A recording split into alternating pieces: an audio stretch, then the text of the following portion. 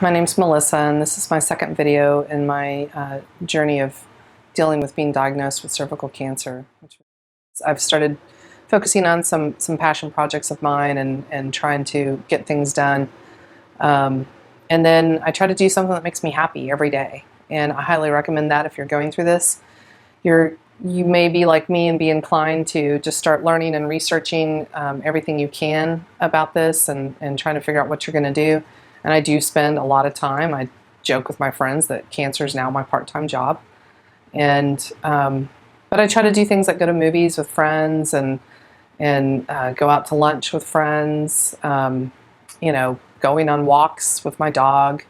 It doesn't have to be anything. You know, quite frankly, for me right now, I don't want anything too crazy. I just want to spend time with the people that I enjoy spending time with and that I care about, and you know, give myself a break from the stress of all the research, because it's, you know, this is one of the most difficult things that has come to me in my life. And you know, I'm an emotional roller coaster. You know, I'll be like, oh yeah, I'm cool, I got this.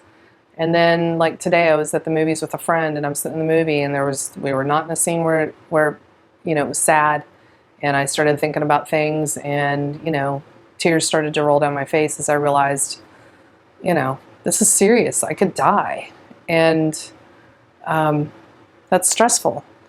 But the point is to try to. That's normal.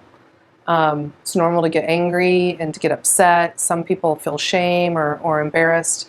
That's all normal. But, you know, the reality is that, you know, you got to do what you got to do to get rid of the cancer.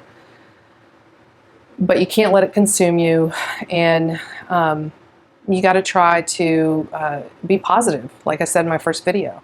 And for me, you know, that's laughter and spending time with my friends and doing things I enjoy. And so I'm making it a point every single day, even if it may only be 5 or 15 minutes on some days, to find some time to do something that makes me happy and brings me joy. So if I can give any advice that way, I would say that. I got my pathology report on Monday and immediately went on the internet and started looking up how to read a pathology report. And I understand quite a bit of it. I don't know that I fully understand it, but I know, you know, it has in there that I have had, you know, the tissue that they took out had some malignant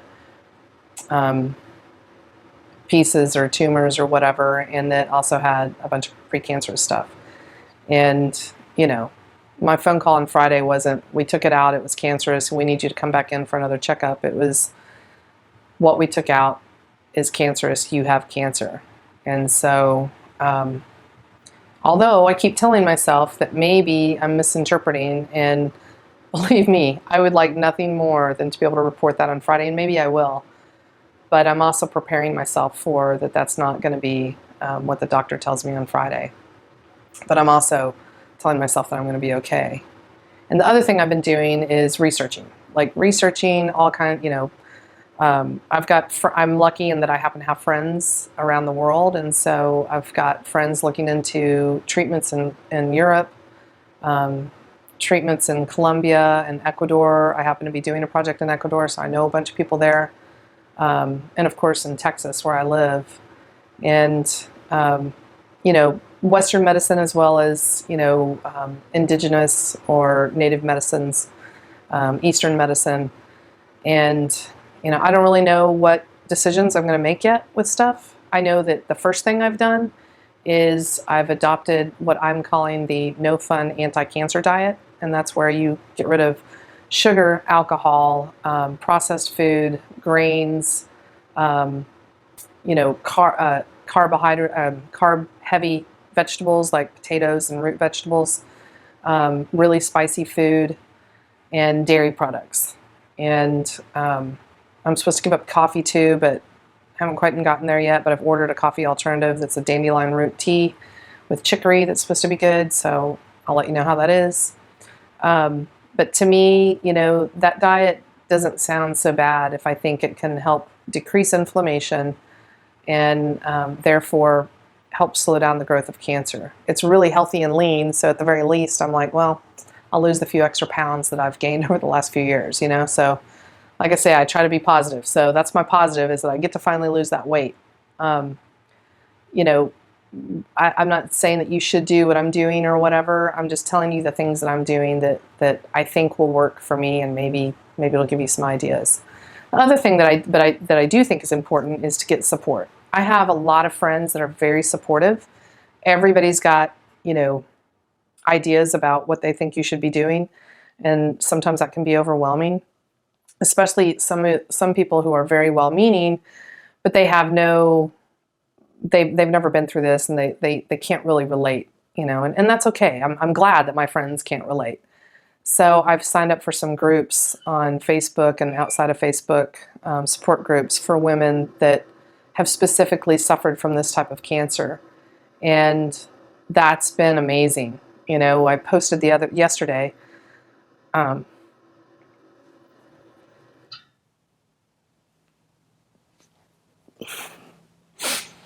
I was scared. And all these women came out and supported me. And yeah, you'll probably cry a lot.